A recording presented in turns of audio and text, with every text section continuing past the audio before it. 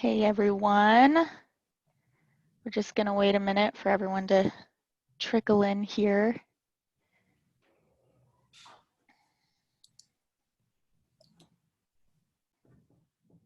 Fine.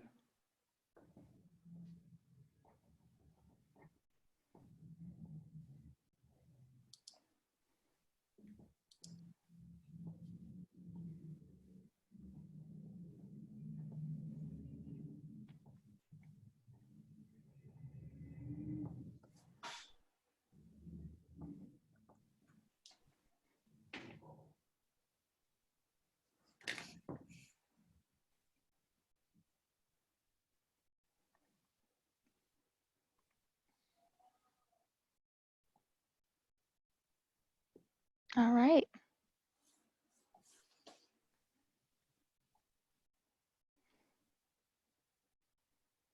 Well,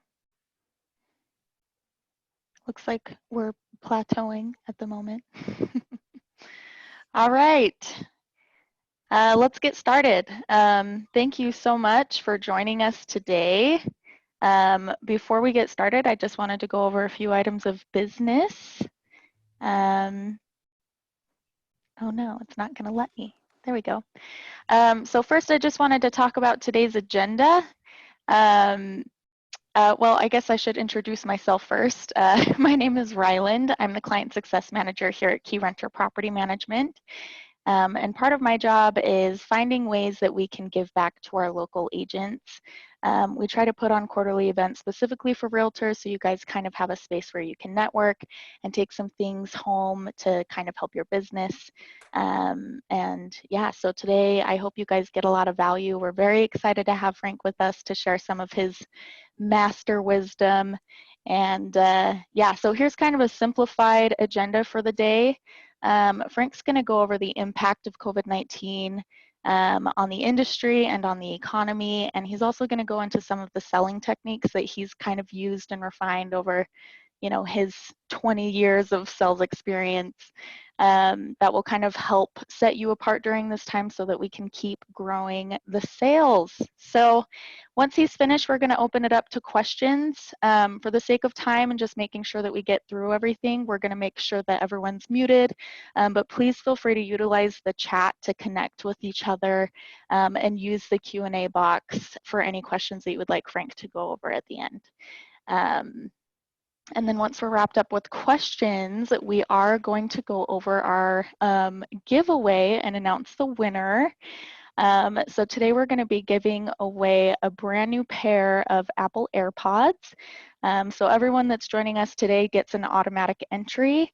But if you are willing, we do have this link to our referral form that I'll put into the chat for you guys and just kind of throughout you know, the presentation today so that you don't lose it.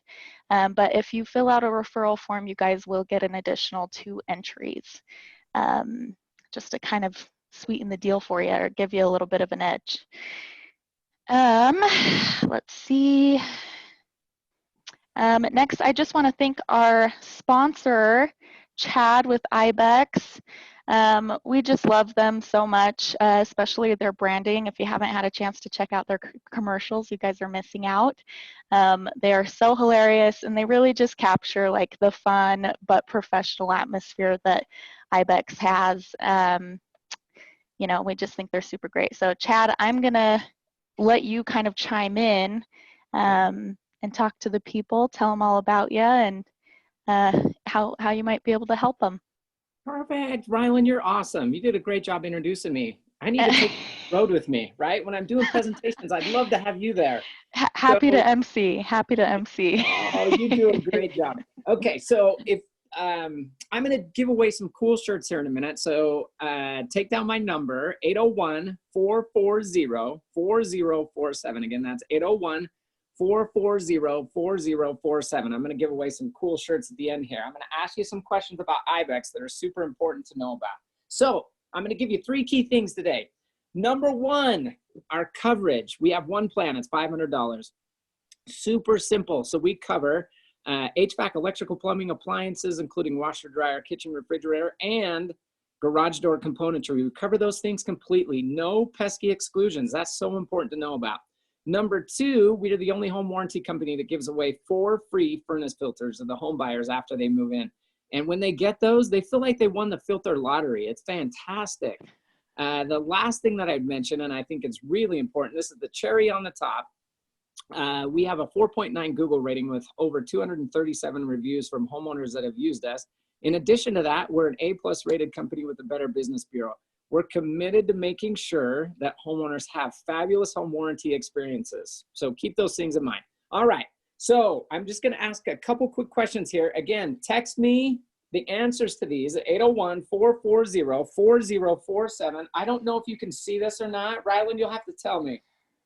Look at that. Can you see that? Vote for GOAT shirts.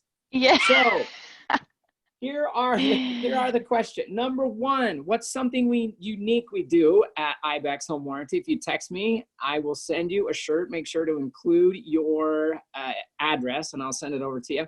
The second thing is, how much is an Ibex Home Warranty? Okay. And the third thing, this is the most important question. On the next opportunity that you have to recommend a home warranty, who's it going to be? So I hope the answer to that is Ibex. Anything less than that does not get a shirt, by the way.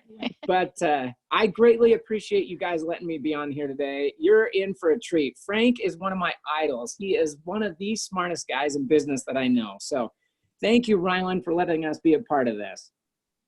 Thank you, Chad. We love having you. And you're Thank just the you. greatest. And we Thank really you. do. I mean, Nate like sends your commercials around to the office and he's like, look at this. So we just love them and we appreciate the art that goes into those. So Thank you very you. much. You are more than welcome. All right, so just to kick this off, let's make sure that the chat works. So our attendees, we'd love for you to chime into the chat box and let us know where you're from. Let us know where you're joining us from as well. Are you guys working from home? Are you at the office? What's going on with you guys? Let's see if I can open the chat box here. There we go. Oh no, I'm going too far. Awesome. All right, guys. So again, feel free to use the chat throughout to kind of connect with each other or comment or whatever. And let's get started with Frank. I'll stop sharing my screen here so that we can turn the time over to him. Hey, thanks, Ryland and Nate, for putting this together. Before I introduce myself, I just want to say a couple things. I was so impressed that I think it was 2 months or so ago that Ryland reached out to me to have me participate in a live, a live seminar. Like an actual event.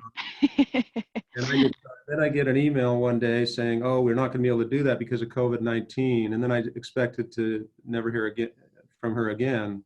No, that's not what happened. She followed up. She made it happen with the Zoom call. And I love people that, get over the barriers. And I think that's exactly what they're doing here. So I appreciate that.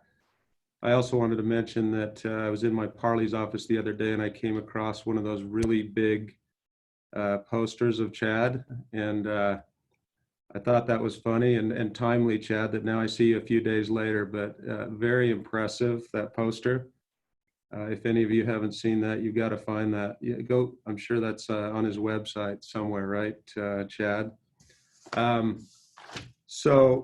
And I should have had my son on the call today because he's been dying for his own set of iPads. He's 12 years old.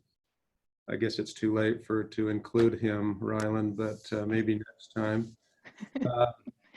I just want to start and tell you that there was a little bit too much build up to what I have to say today, but I do want to just be very pragmatic about how we go about this and hopefully get time to do some question and answer. And by the way, I like to hear from you guys too, because I'm always wanting to hear what's going on out there.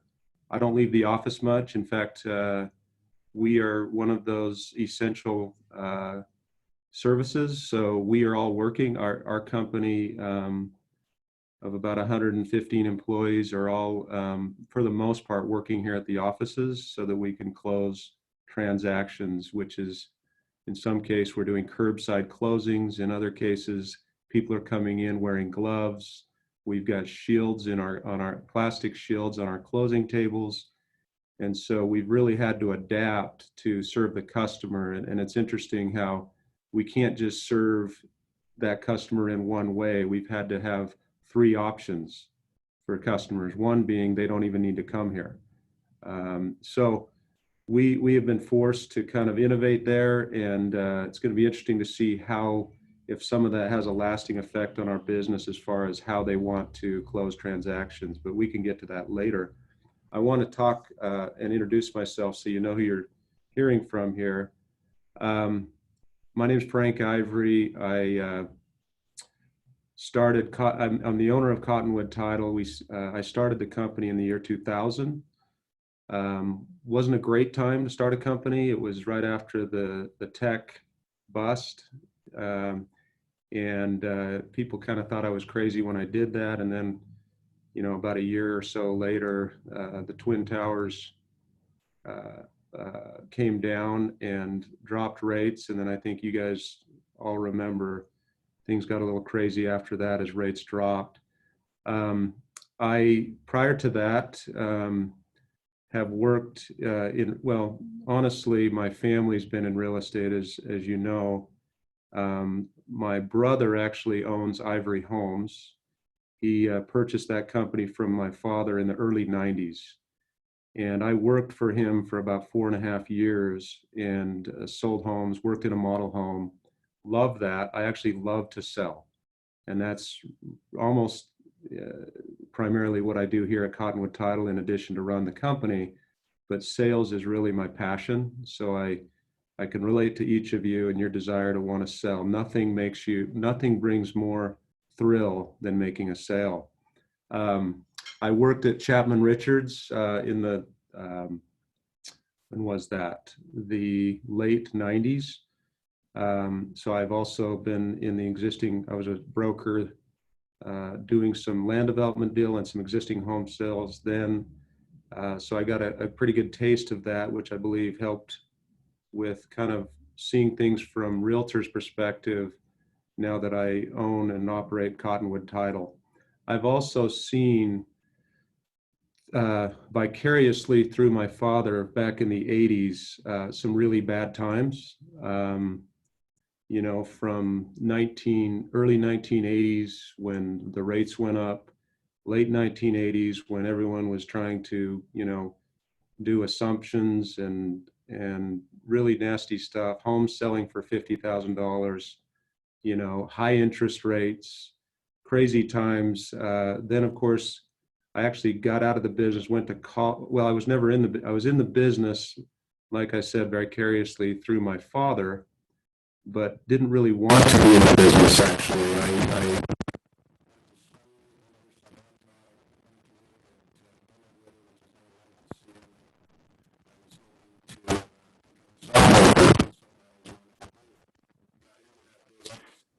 Hey, Frank, we lost your audio. You did. I couldn't figure out if that was just me or not. Yeah, it made an explosion sound and then you went completely quiet. Can you hear me now? Yes.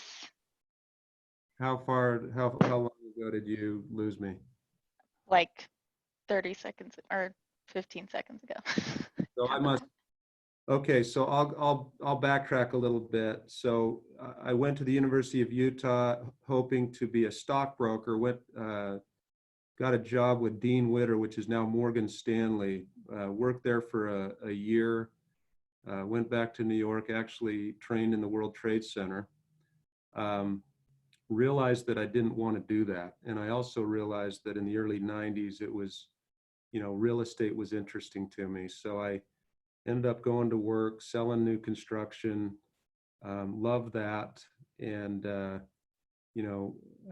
then through the 90s, it was interesting. I'll talk a little bit later about some of the tough times in the 90s. Those weren't all good. But then, of course, going forward, seeing the 1999 tech crash and then the 2008 housing bubble, you know, it's almost like these things are inevitable. This COVID-19 is now our next hurdle. And I would just tell you all that it was my estimation that sometime this year we were going to see something. I didn't think it would be this, but it would be something, because it felt a lot like 2007, where things were getting a little out of control. And it's my belief that this isn't all bad. I don't think any one of us wanted real estate prices to go through the roof so that none of the people that we care so much about can afford a house. And I kept hearing that. It was the same thing I used to hear in 06 and 07.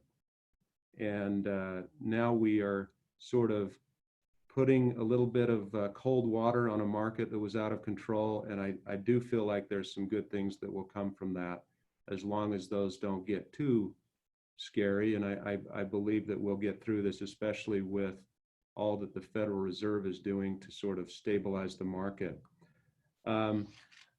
Talking about this first topic of COVID-19 and what we are seeing, and by the way, I'd love to hear later what you're seeing, agents, as you go out there. But I believe that the last few years has actually been very challenging for realtors, because homes in some cases have sold themselves. People in neighborhoods know who's selling their home, and they buy the home before it hits the market. And so that has not been an ideal climate for realtors, nor us. Trust me, we much prefer dealing with a realtor than a for sale by owner, where we have to essentially answer questions that we shouldn't have to answer as a title company. So my thought is that if you're a realtor coming into this, it could be a good thing to sort of bring back the need for those people to re-engage the realtor for valuing their home, for marketing, which maybe a year ago was not needed, for, you know, advertising, for creativity, for negotiation, and for chasing leads. And I really believe that in the last couple of years especially, that almost didn't exist in many cases. And I think you all would probably admit that it was, the market was so powerful. You'd put a home on the market, you'd have multiple offers. And I think what happened with that is some sellers looked to discount brokers because they didn't value those services. And it's my view now that without having the market crash, which it hasn't, I'm seeing that people are still buying homes, and much of that is because there was such a pent-up demand and an unmet supply. The supply was just absolutely ridiculous. And so it's interesting, now you shut off a little bit of the demand, but the supply was so minimal that it's not affecting us a whole lot, with the exception of maybe a few price segments and areas.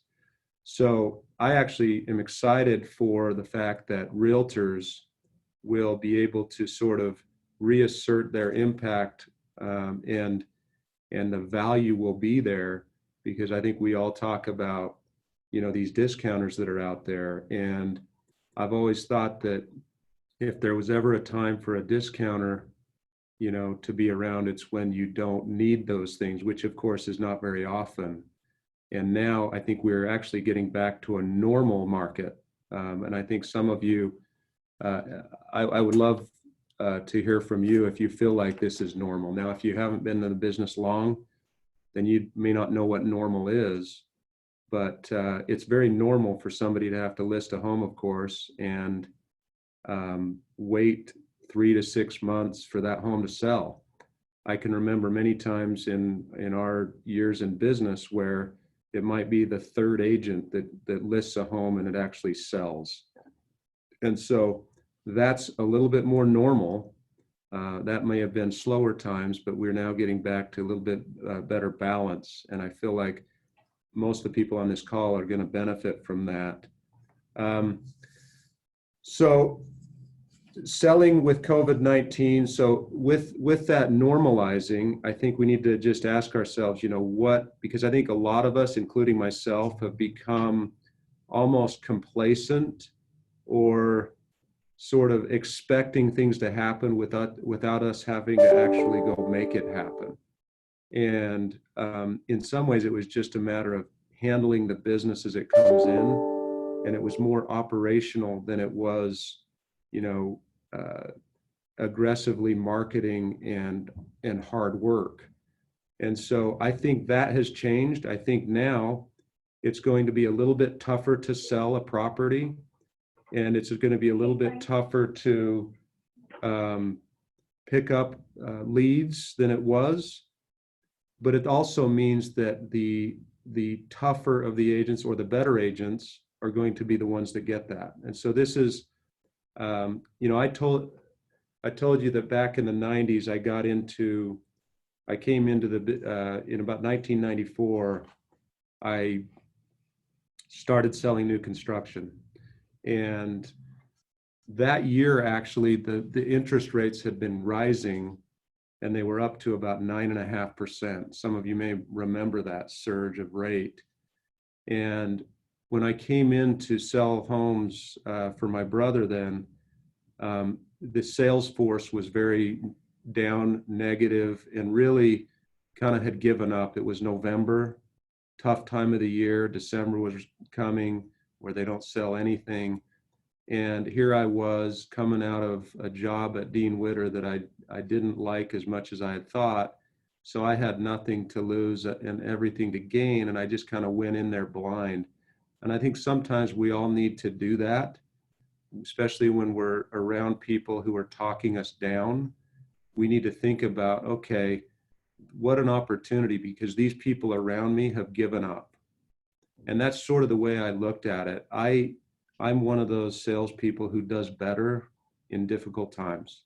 I don't know why that is, but I just, for some reason, it's more appealing to me to go and compete when things are hard and not everyone wins than when things are just off the hook and everyone wins. So it's not all about the money. A lot of it's about just the pride in doing that and how hard it is to do that, but yet how satisfying it is to do that.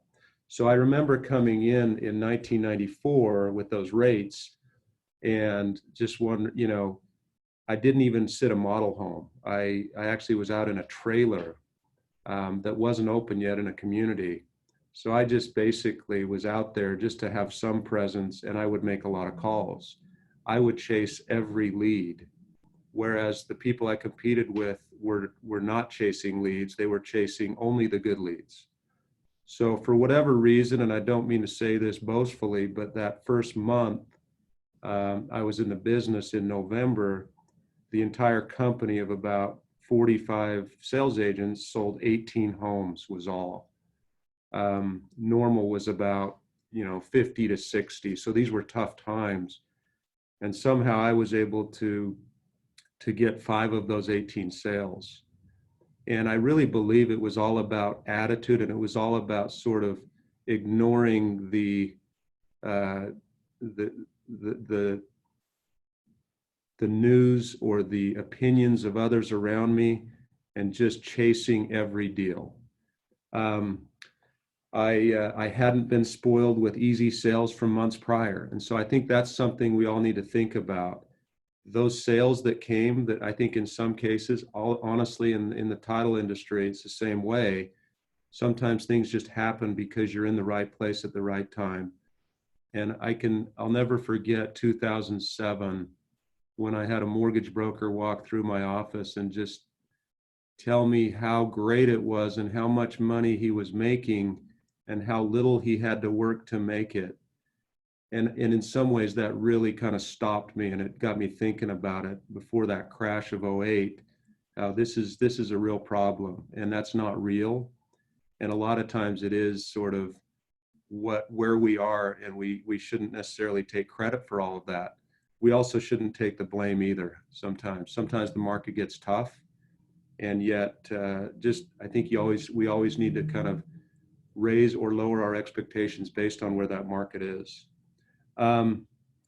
So in addition to being tough, I think the advice I would have for all of you, when I started the company in 2000, I think it was 9 years without having any salespeople. So I was the salesperson for Cottonwood Title. I enjoyed doing that. I didn't leave the office a whole lot, but I did a lot of calls from my desk, and I did a lot of networking. And so that's, of course, like I said, my favorite part of the job. But one thing I think that helped me, because when I got into the business, I think you guys have all probably been through this. When you get into the business early on, your friends and your acquaintances are the ones you think you're going to be able to rely on, and they don't come through. That's exactly how it was when I first got in. People that I thought would be so quick to move over from their title companies, they did not. And in some cases, it took 6, 8, 10 years for me to earn their business. And eventually I did, but it was after I had proven myself in other ways to other people, and those people actually would see other clients using me, and then that's why they would use me, not because I told them to use me. I'm going to kind of move on into the topic 2. I think, are we due for, okay, I'm trying to stay on track here. How agents can set themselves apart and even leverage COVID-19 to come out on top. And this is where I believe we got to do some value add, or thought about value add, what we can do so that we're somehow differentiating ourselves. And when I talk about my first 9 years in the business without a sales force, I look back at how we were able to bring those deals in. And I think it was just all the small things that we were doing to help customers, help builders, help realtors, help lenders. And it would be small things. It would also be expertise. So I hired some people who were very bright, who understood loan programs and could talk with lenders about how to, make changes and better serve them. And then, of course, we brought in salespeople eventually who were more versed in the realtor side of the business. And so we really had to, it wasn't just that they were going to move to us because we had the best salespeople, because I don't really believe that I'm the best salesperson. But what I knew is that if I provided something that other people were not, then we would eventually attract people. Now, how as a realtor can you do that is my question, and I'd love to hear some examples of how you all do that. But I have a few bullet points here that I want to talk about. I think you need to become a problem solver. So there's a good video. In fact, I'm going to maybe send it out to Ryland. She can forward it to all of you, about a business story where someone's asked to, go get oranges and they just quit, versus the one that takes it all the way and does even more than is asked.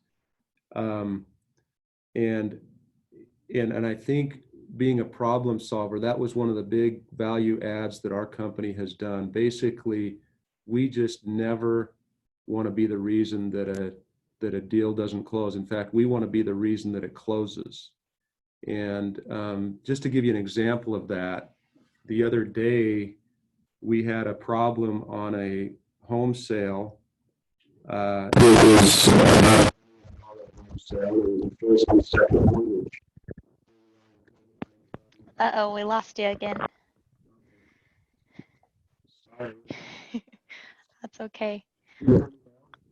No. Uh-oh. Looks like you're frozen too. I wonder if it's the internet connection. Yeah. Hello. Let's see. What can we do here? Technical difficulties. So fun. It's all good. Guys, I just want to share one thought real quick. And I've got a cool audio file that I'm gonna try to upload it to from my phone to the computer so I can share a link to you guys. But that concept that Frank was talking about on coming in blind to a situation, or coming into a situation where there's a lot of negative talk around us and a lot of people who are sharing kind of the doom and gloom of what's going on right now with COVID-19. And I've seen a lot of that in our industry in property management. A lot of people who are scared about what's going on, tenants who may not pay rent, and a lot of it is may happen type stuff. A lot of it is speculation. And I love what he's talking about here. When you go into an environment that has this negativity and you put it all aside and you think, what are the possibilities and what are the opportunities here? So I hope, for me, that's a big takeaway so far. And thank you, Frank. It looks like you're back on. Is your audio working now again? Yeah. Yes, awesome. Can you all hear me? Yay. Okay. Again, I'm not sure where I cut out, but I think it's when I was talking about problem solving, and I was talking about a story that happened last week actually on a transaction where we had to engage a mobile notary in Phoenix. And that mobile notary, I'm sure that you'll be surprised to hear that mobile notaries right now are so busy that you can't even get them because people don't want to leave their homes. And these people are just extremely overwhelmed. We hired a mobile notary to get one of the co-borrowers to sign a purchase, and that mobile notary failed to put that loan package in a box to us in time. So here we were on Friday afternoon, and the buyers were wanting to move into a home, and there was no way that was going to happen because the seller just said no way, not until I get my money. And so what we were able to do as a title company, we talked to the buyer's agents and just said, hey, I know your buyer is convinced. Am I working, Ryan? Is it working? You sound a little bit like a robot. I'm trying to figure out why our audio's having a hard time. Can you hear me okay, or are we choppy at all? Yeah, you're fine. Can you hear me now? Yes. You can hear me now? Yes. Okay.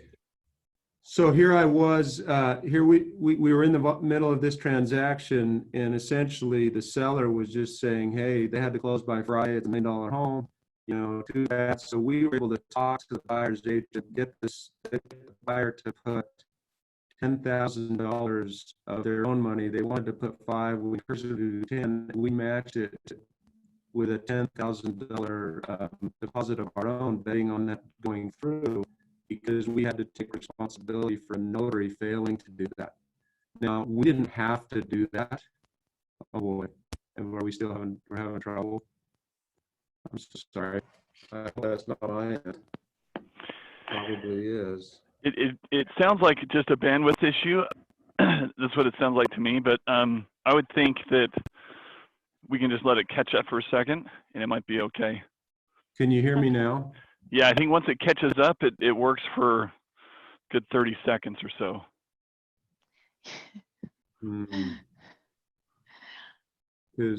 Okay. Yeah, because it'll start in the middle of you speaking. All of a sudden, it starts to like lag a little bit. Okay. Thanks, guys. We'll get them back.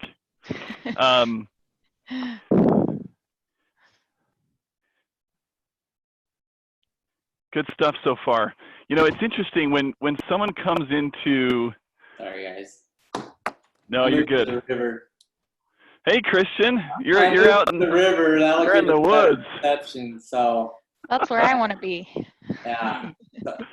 Sorry about the audio there. He's on a Windows. That's usually the issue. I'm on a Mac, so I keep telling him we need to upgrade to the Macs. Yeah, that's right. Are you hearing me now, Nate? Yeah, you're good now. Okay. I think, yeah. Well, I'm going to go while I can here. So So just to finish up that story, we had to advance the money to, get the buyer to hang in there and the seller to wait another day to fund that deal. And if I look back at that, we did not have to do that. I'm pretty sure that most title companies would not have done that, put their own $10,000 at risk on somebody else's loan. What if they don't get us the package? What if they decide over the weekend they don't want to close? Things like that. But we did that, and we didn't need to do that. And the reason I bring that up is because I think each of you realtors should think about what you can do like that. That's just outrageous customer service. We call it outrageous here at Cottonwood Title because we don't want good customer service. That doesn't really get remembered. That's expected. We want outrageous customer service so that it gets remembered. And I think if you think about, my challenge would be to each of you realtors is that throughout the course of any transaction, you have one instance throughout that transaction that your customer would remember that was outrageous, something that you did that you didn't have to do, something that you did that shocked them or surprised them. And it was going well above and beyond the call of duty and what a normal realtor would do. And so if we have, and by the way, please tell me if I'm cutting out, Nate. I get nervous when you're moving around there, but hopefully I'm okay. I'm going to turn off my video to not make you nervous. No, and Ryland will chime in if there's any issue for sure. Yeah, I'll let you know. You're sounding great. So just getting back to that, think about one thing we can do, and I think especially now, there's I actually think there's going to be a lot of customers that aren't thrilled with their realtors because I think some of them might have unrealistic expectations on their price or the listing price, and they may not be adjusting based on where the market is. And so in those cases, I think that's an opportunity because it's so much more difficult to gain business when everything's going great. And so if I look back at 2009, 10, and 11, that is really where we probably picked up more market share than any other time in our history because there's opportunity. Other people were not doing things. They were actually cutting back on their services because of the times that they were in. What we tried to do is add to our services, and we didn't cut back, for example, our title plant. We actually hired people that were getting, in some cases, let go from other title companies' title plants. And that was a great time to get very good skilled local examiners here in the market. I think the same thing can be said for realtors in that, the next couple of years, and a lot of people wonder, is this a V-shaped recovery? Is it a U-shaped recovery? Is it an L-shape? Nobody knows. We know that it probably won't be just a bounce back in June, July. It's probably going to take some time with people adjusting the way they live their lives. And so with that gives you an amazing window to go and disrupt what's going on and take those customers from other agents. And those customers may have been at one point happy with their agents, and it might not even be justified that they're upset with their realtor. It may be unfair because of what the market does to them, but that doesn't matter to you. You're going to benefit from that. And so you can basically pull those customers in and market to them, whereas they would not have talked to you a year ago. Let's see. So writing a check once in a while. I think that I've actually heard stories about realtors doing things like writing checks and not asking for things in return. Those are the things that are just outrageous things that you can do so that customer remembers the transaction with you. Moving on to adding value in other ways. I've got to tell you that nothing I'm going to tell you is very innovative. These are really just the staples of how we serve customers well. The first thing being answer your phone. Ever, this is going to be important going forward. I think that that even 3 months ago, if you missed a call from a buyer, that wasn't a big deal. If they wanted the home, they'd chase it. Now you may only get one chance. The second thing, do what you're going to do. And I think this is something that I just insist on at our company. If we ever say, if we ever promise to do something, if any of our employees do, we have to do it. So if they don't do it, I end up having to do it, and we will get it done. And I've had many times where I'll get a call transferred to me where it has been done, and I'll just do it. And I think that also, you know, in yesterday's market was okay to slip on those occasionally. It's not going to be now. And I think we always need to deliver on what we say we're going to do. I think we all know people who are amazing at that. And I think all of us want to be more like that. When they say, I'm going to call you, and then they call you, not only do they call you, but they give you something, send you an email prior to calling you, they're early calling you. You know, the way that they respond is just amazing. And I think all of us can learn from those people. Honesty. I would encourage all of us, it's going to be, people are going to be distrustful. I would encourage all of us to somehow early in the conversation with a customer. By the way, Ryland, am I okay? It looks like you're pausing. Oh, you're totally fine. Yeah. Okay. I just couldn't see your video. So as far as honesty, I really believe that at some point through the transaction, they're going to be able to gauge your honesty, and that may as well be early in the transaction. So what that means is just not telling them everything they want to hear, which I know many people will do, just to please the customer. I think now more than ever, they need honesty. They need to be told that their home maybe isn't worth what they thought it was. And I think early in the process, that's going to set you apart from maybe others that you're competing with. My fourth thing would be know the data. And when I say that, I think it's really important to know, and this is something I've always wanted to focus on. Frankly, I'm sort of my hobby is being an economist, and I'm not saying that I am one, but I love to study it.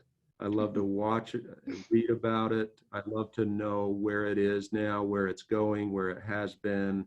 And in my business, it's so important. So I always need to keep my finger on the economy, and so I just really read up on that. And I think sometimes my customers, whether it be builder, lender, or realtor, broker, you know, they will call and ask for input.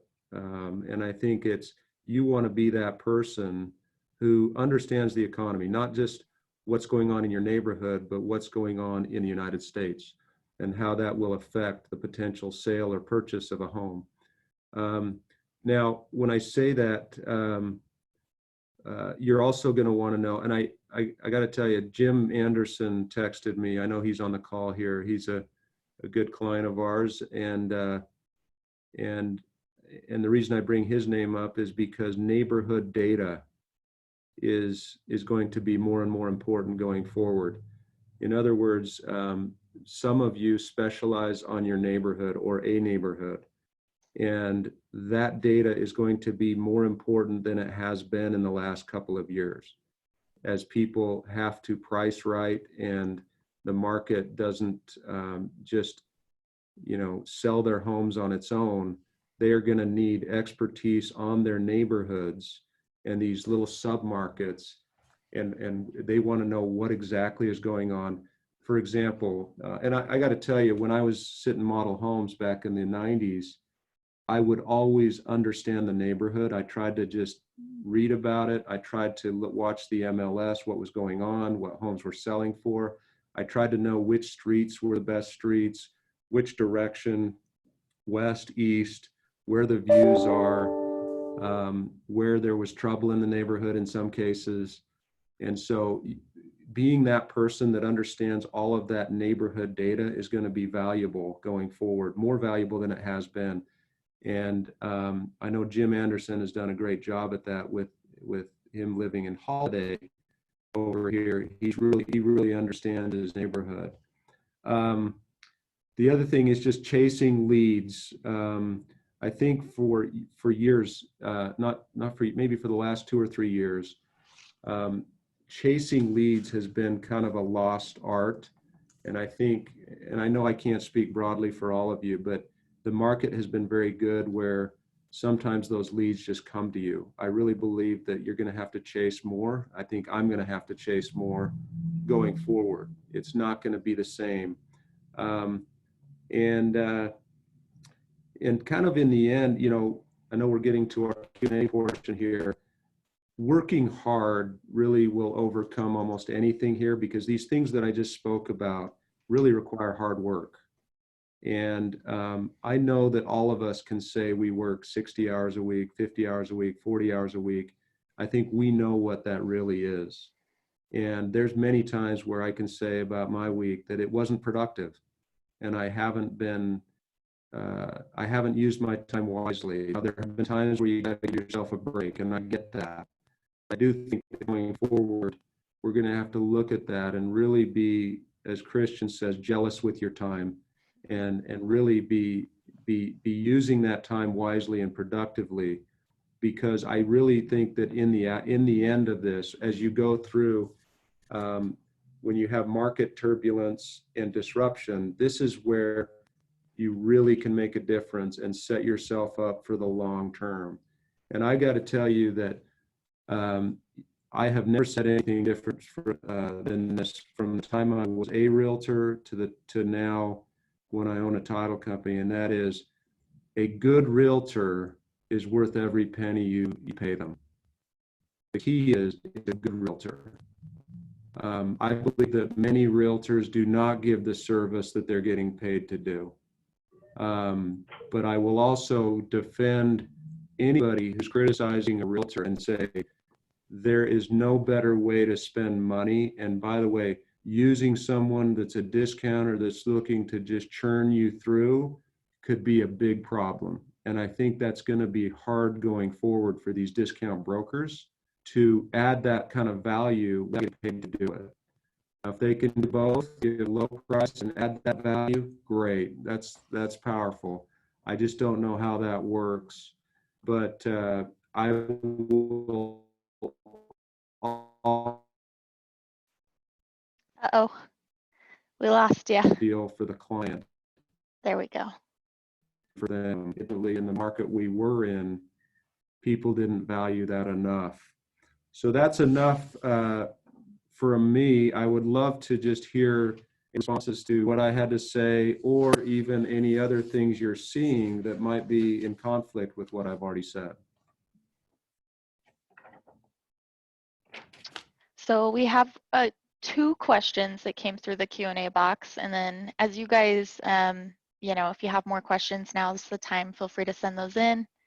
But first we have, I can see how being up to date on the market and economy can really help me with clients. What are the best sources to read up on the economy? That's a great question. Okay. One thing I think that realtors could do is really understand the MLS and watch that, compare those year-over-year numbers, even on your own, or if your brokers have those numbers, I would study those very carefully. I'd study them even by home type, Rambler, things like that, and just break that down all the way. That's the first source. I think that's a great source of business that frankly the public does not have. I would say that keeping up on the state legislation has been important, and the federal legislation. That is influencing things in mostly positive ways. Understanding, you know, as far as which cities and what they're doing, I think it'd be very helpful to know exactly kind of what economic development they're doing. I would probably be aware of the Chamber of Commerce and see what they could provide to you, and you could also in turn provide to your customers. And there are some statewide services that are available, And, you know, I love to just digest any of those. Many of those are in publications like, you know, whether it be the Enterprise or the Commercial Record. It will have various things going on within the state. It'll have, in some cases, lists of, you know, bankruptcies on the negative side, you know, foreclosures, things like that. But I don't think you need to focus a whole lot on that. They're not going to expect you to boil down all the way to the stuff that I'm talking about here. But I do think that they want to know, okay, what are homes doing? And my view has always been, you don't really buy your own home to live in as far as the home that you're buying to live in. That's not, shouldn't be considered an investment. That's where you live. And I think people try to time that.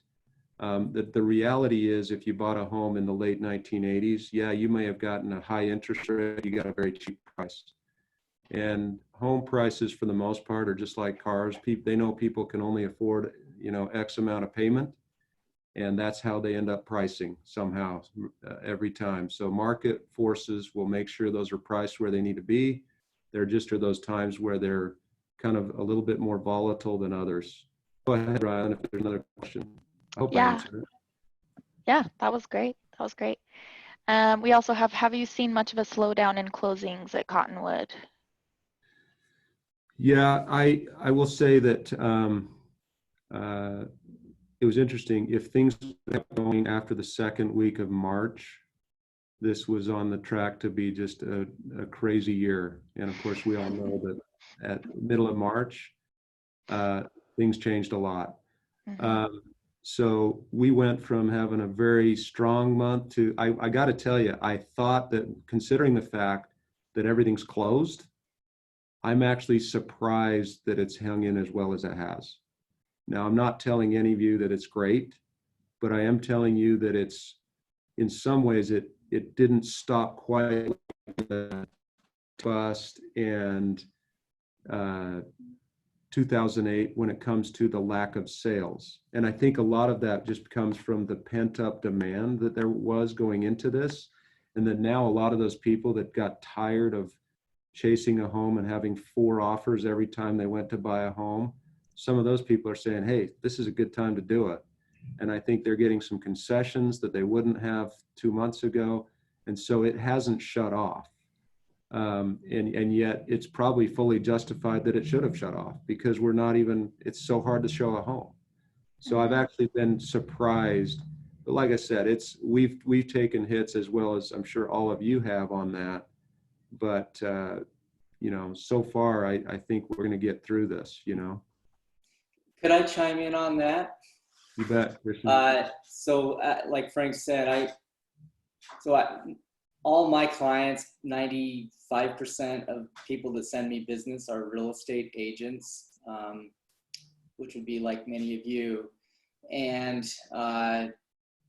lately, I was expecting my orders, they're obviously down from last year as far as purchase orders go. But what I have noticed is that I'm getting a bunch of orders from just a few people. And usually this time of year, I get 1 or 2 orders from a bunch of people, where right now there's like a handful of real estate agents, maybe 5 that I work with, and they're sending more deals than they've ever sent. I don't know what to make of that, but maybe they're working. I don't know. And maybe it's easier for them because their competition's not working as hard. So I just throw that out. Sure. Thanks. All right, we've got time for one last question here. So we have, thank you, Frank, for your insight. Since some of my business comes from online, what do you think I should focus on when competing with other agents for business? So I assume would that be listing side or buyer side? I think that this is where you just the knowledge of the market. Now, when it comes from online, it's a little more difficult because you have to know all areas, right? So it's hard to be an expert on all areas. So you're probably going to have some other things you do to add value, and whether that's just additional services or marketing when it comes to the listing side.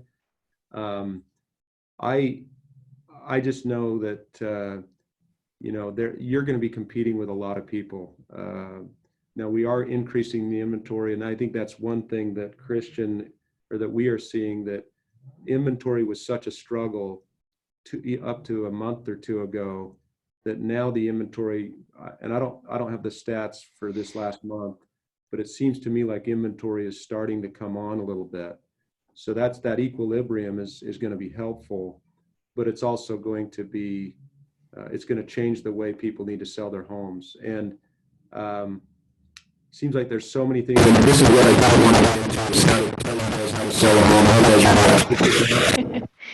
The audio got kind of crazy again. Oh, yeah, we're not hearing you. Sorry. Shoot. Oh, you're coming back slowly. Well, There we I go. guess, okay, I know I'm not going to tell you guys how to sell a home. You guys are the experts at that. I will just tell you that I would throw out all of the stops when it comes to marketing, things that you weren't doing before because the market was so hot. Bring all those things back. Show your client, chase those early leads, chase every lead. And even if it's not just for yourself, I would be reporting back to clients. I think one of the complaints I always hear from customers dealing with realtors is lack of communication. Frankly, that's always the complaint we hear about any, salesperson, is communication issues, right? So if you can just over communicate, and we try to do that, I know that sometimes we fall short, but that communication, even when there's no news, they need to hear that, and they will see that you're on it and thinking about their home, which I think they're going to be very anxious about, more so than they were a month or two ago. Awesome. Well, thank you so much, Frank. We're going to kind of wrap up here really quickly. So here is Keyrenter's contact information with our offices and their service areas.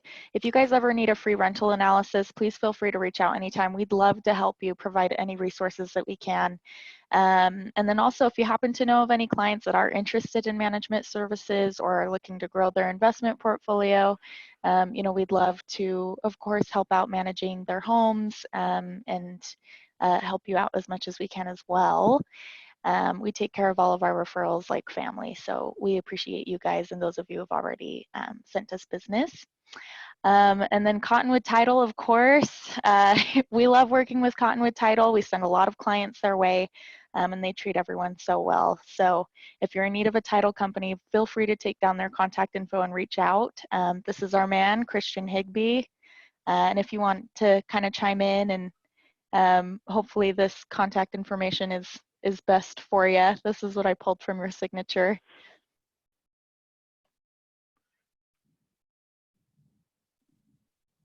Oh, I think you're muted. Christian's muted. Sorry about that. I was talking to myself over here. Yeah, that is correct. That information. We'd love to talk to you. Love to help you out. Awesome.